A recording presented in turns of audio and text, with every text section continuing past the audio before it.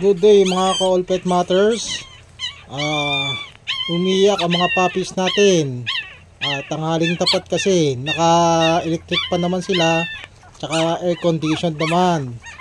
Ay sobrang init, kaya susubukan natin na bigyan sila ng additional ventilation sa magitan ng pamaypay. Okay, itong pamaypay na to sa anak ko to, project sa school.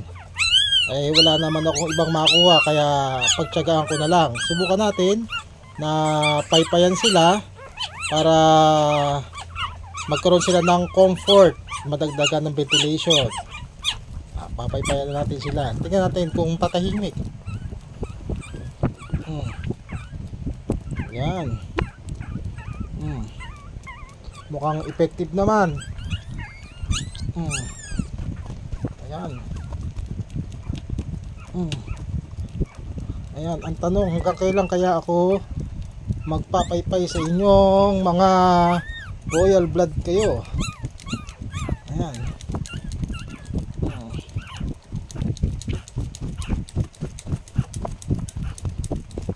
Paypay pa.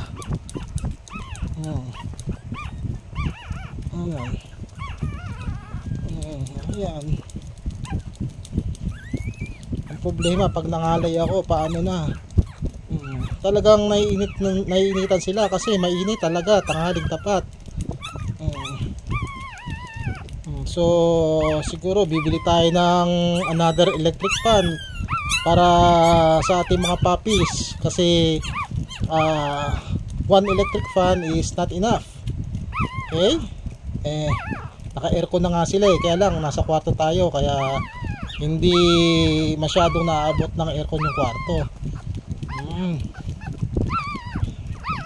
My goodness, mga spoiled. Ayan o, bibilisan ko papagpaypay.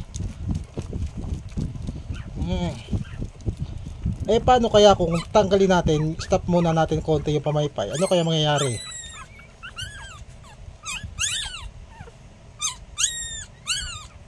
Ayan.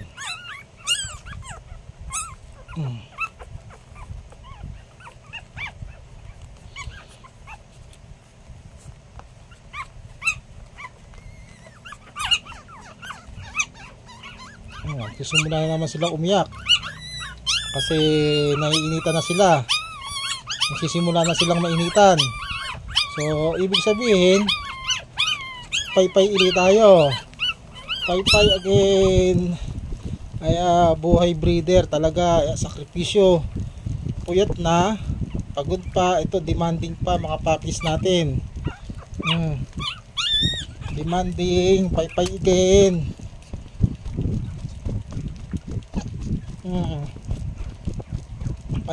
Pay.